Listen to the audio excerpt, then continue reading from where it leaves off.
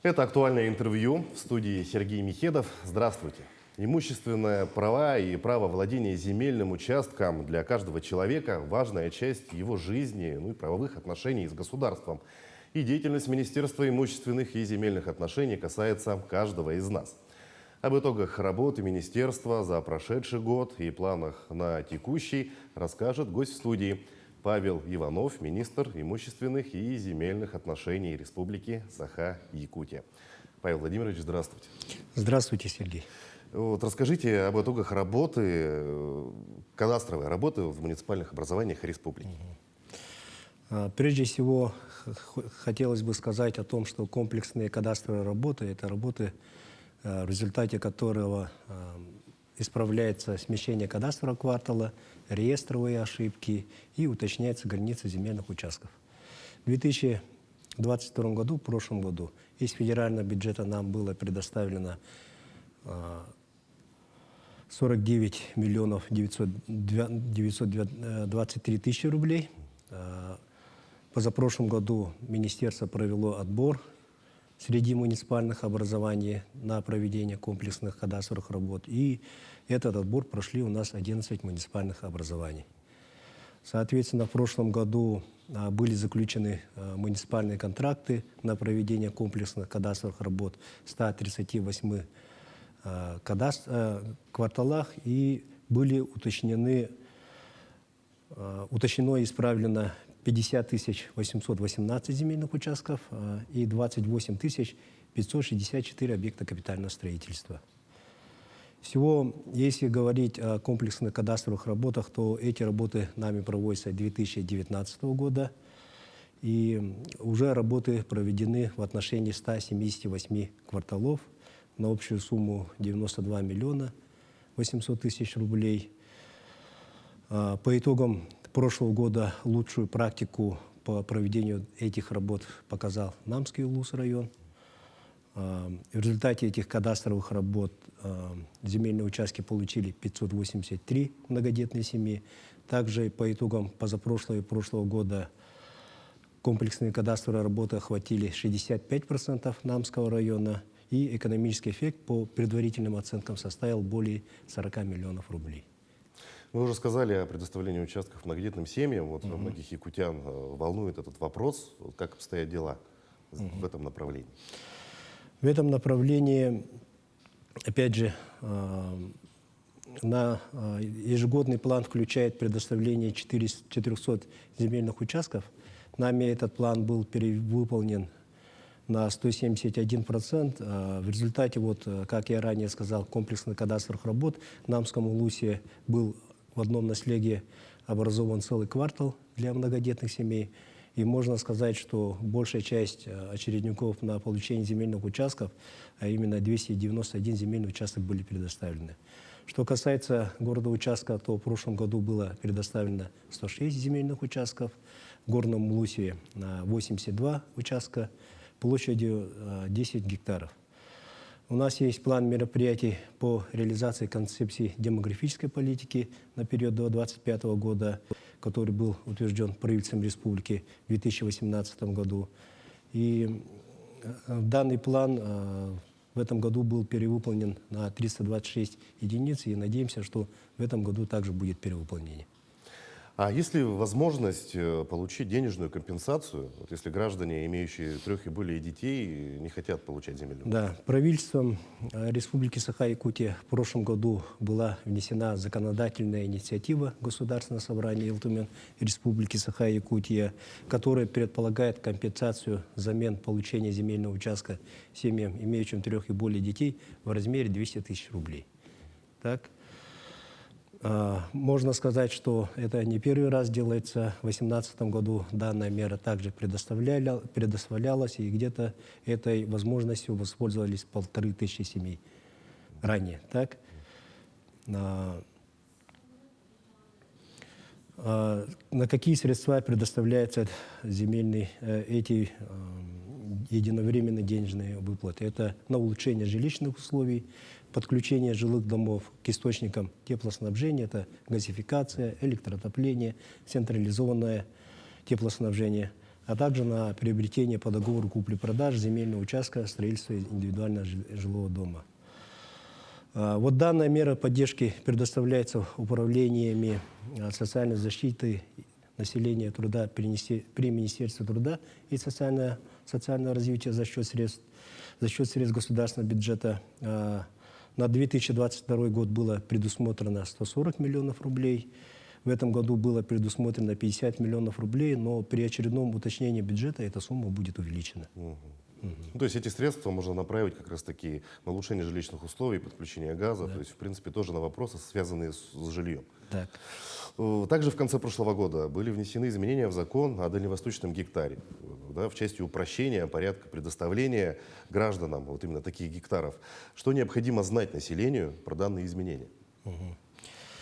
В течение 5 лет со дня заключения договора гражданин, который заключил данный договор, по истечении 5 лет должен был заключить договор, и многие не смогли реализовать это право. И в соответствии с этим законом таким гражданам, которые опоздали, была дана амнистия и право подачи заявления в срок до 1 марта 2023 года.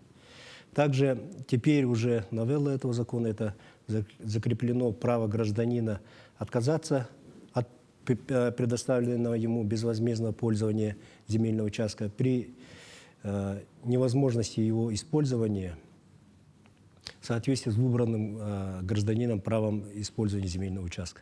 И, соответственно, если он отказывается в связи с тем, что, например, заболочен данный земельный участок, то право выбора другого дальневосточного, земельного участка в рамках дальневосточного гектара за ним сохраняется. Ранее такого права не было. Потом также исключена обязанность по предоставлению декларации об использовании земельного участка, предоставленного гражданину безвозмездное пользование после истечения 3 лет.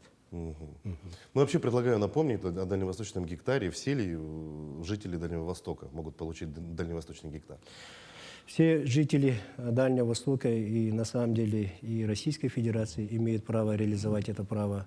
2 года назад в данный закон были внесены изменения, и в сферу действия данного закона также была включена арктическая зона Российской Федерации.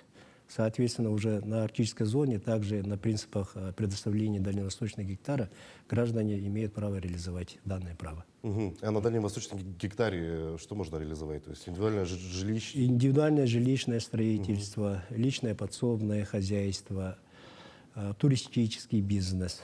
И в данное время, во время отчета правительства, я в Кобяйском МУСе проводил, граждане задавали вопрос, вот как реализовать это право. Так? И, соответственно, мы совместно с Министерством экологии и Министерством предпринимательства и туризма готовим уже развернутую информацию, да, где доступным языком будем объяснять, как реализовать свое право в сферах развития того или иного бизнеса. Вообще расскажите, какие актуальные и волнующие вопросы были озвучены населением вот как раз-таки в Кобяйском районе? Кобяйский, прежде всего, надо сказать, что Кобяйский район состоит из 12 наслегов и одного поселка. Это административный центр, поселок Сангар. Мы в начале февраля выехали с отчетом в самый отдаленный наслег. Это Ламутхинский и Венский национальный наслег с отчетом правительства, куда на 2 вездеходах доехали. До этого отчет правительства там проводился, добирались сюда члены рабочей группы на вертолете или на самолете, и, соответственно, полноценный день не могли отрабатывать. То есть отчет проходил 2 или 3 часа, чтобы снять вопросы населения, чтобы более полноценно отработать. Впервые в этом году была применена практика, когда мы доехали наземным транспортом, где члены рабочей комиссии воочию убедились по состоянию дорог, ехали по горным речкам, там в течение 10 часов доехали, и убедились о том, что в каких условиях живет местное население. Соответственно, мы проработали полностью 1 день, и население было довольно, что рабочая группа по отчету правительства проработала, дала им полные ответы на интересующие население вопросы. Конечно, в первую очередь это вопросы инфраструктуры, это вопросы транспортной доступности. На втором месте в данном наследии стоял вопрос интернета, потому что село находится среди гор, и, соответственно, туда протянуть волоконно-оптические линии связи очень труднодоступно, и население пользуется услугами спутникового интернета. А это очень дорогой проект, и представитель Министерства инноваций дал информацию о том, что совместно с Ростелекомом будет там реализован один очень интересный проект, который позволит удешевить вот эту процедуру, услугу, и, соответственно, обеспечит более широкий доступ к интернету. А также, если говорить по западной части Кобяйского района, куда мы выехали уже в середине апреля с представителями Минспорта, Минобра, Минздрава, Минтранса, то также население Кобяйского района интересует вопрос строительства социальных объектов. Это детсады, школы, спортивные залы, вопрос обеспечения топливом. У них закрылась одна заправочная станция, и в настоящее время правительство Республики Саха-Якутия рассматривает разные варианты, в том числе и по поставке тарированного бензина. Также вопрос доступности интернета их очень сильно волнует. И один очень интересный вопрос – это население связывает большие дожди паводок прошлого года с теми, что проводятся работы по вызыванию дождя.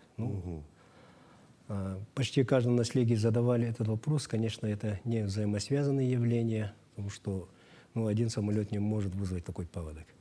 И были даны разъяснения. А вообще, какие меры поддержки ваше министерство оказывает семьям военнослужащих и гражданам, призванным в рамках частичной мобилизации, а также членам их семей?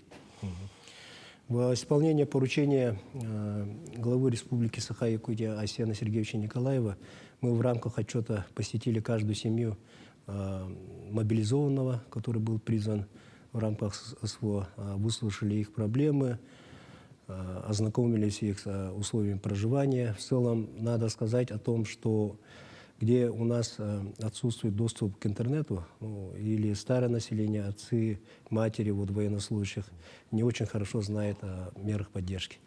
И в рамках отчета нами была предоставлена информация, и, вернувшись из этого отчета, я обратился в администрацию главы Республики Саха-Якутия и правительства Республики Саха-Якутия о том, чтобы такое разъяснение было дано более доступным языком через глав поселения, через администрации местных поселений.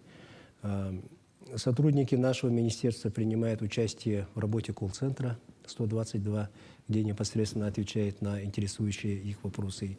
И так как Министерство имущественных и земельных отношений является органом, который распоряжается государственным имуществом, нами Северо-Восточному фонду помощи Донбасса были предоставлены помещения, 2 помещения, в которых был организован офис для приема населения, а также были предоставлены по согласованию с нашими предприятиями складские помещения.